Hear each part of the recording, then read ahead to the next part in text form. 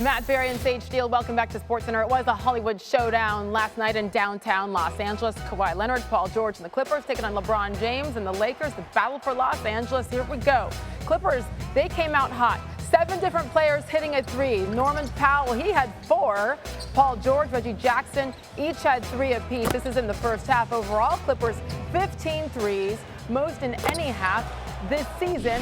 They were up 23 at the half. Third quarter, under 8 to go. It's a 21-point game. LeBron trying to bring them back.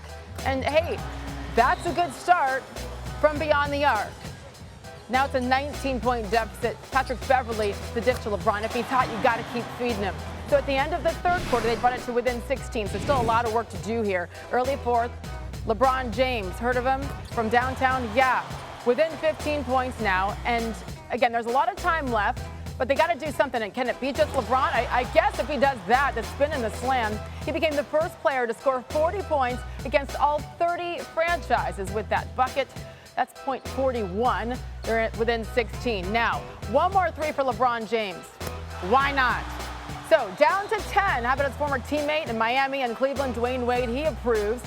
5 to go. Kawhi Leonard, he had 25 points, 9 boards, 3 assists, plus some good defense. The pick there, coast to coast for the Jam. Steve Ballmer. Oh, you got to have this Steve Ballmer scream in there, don't you?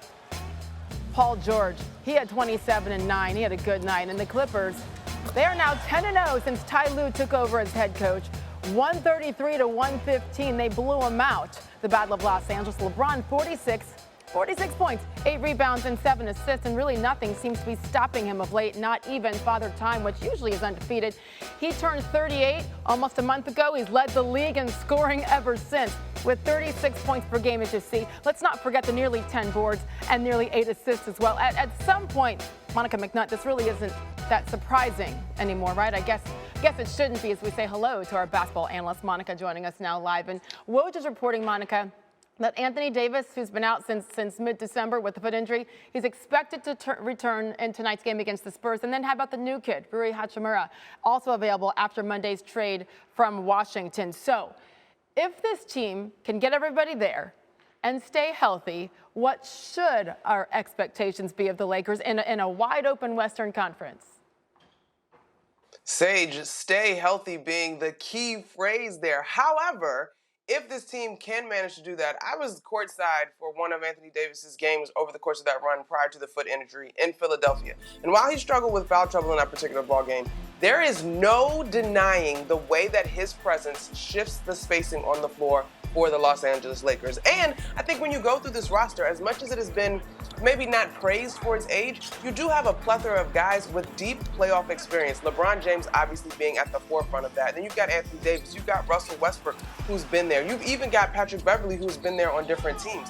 And so I think, to your point, if you had to give me the Kings versus the Lakers per se, for example, I'm not 100% sure that a team that is now in a newfound era of success like the Kings is grizzled enough to match up with a team like the Lakers, despite the fact that this group is older. So, if they can stay healthy, Sage, yes, I do think that the Lakers can finish in the top 6 in the West because it is so close. And I'm talking about a game or a half a game difference if they can stay healthy. And you know what? Yeah, right now they're 2.5 games behind the Warriors for the 10th seed in the West. But compared to the beginning of the season when we said they're dead, it's impressive, I guess. We should give them a little bit of credit since we killed them all season long.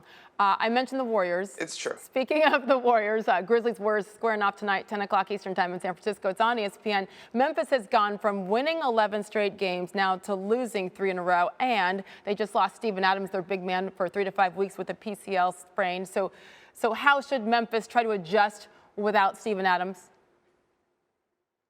Well, candidly, a lot of that is going to fall on the shoulders of Jaren Jackson Jr., who we know is a guy that is a weapon on both the offensive and defensive side of the basketball. But ultimately, I think the thing that you may miss might not be the stats.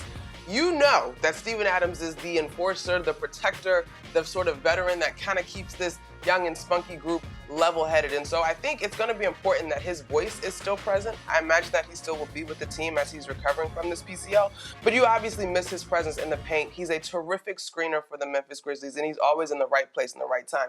This is a group, though, that still puts tremendous pressure on teams, obviously from Ja in terms of scoring in the paint, and they like to get up and down the floor. And so I think you miss his rebounding, his leadership, but I'm expecting this group to figure it out in his absence. Yeah, he has been so valuable, leading the league last season in offensive rebounding and doing it again this year at only over 5 per game. Monica McNutt, lots to look forward to beginning tonight on ESPN. Thanks for watching ESPN on YouTube. For live streaming, sports, and premium content, subscribe to ESPN+.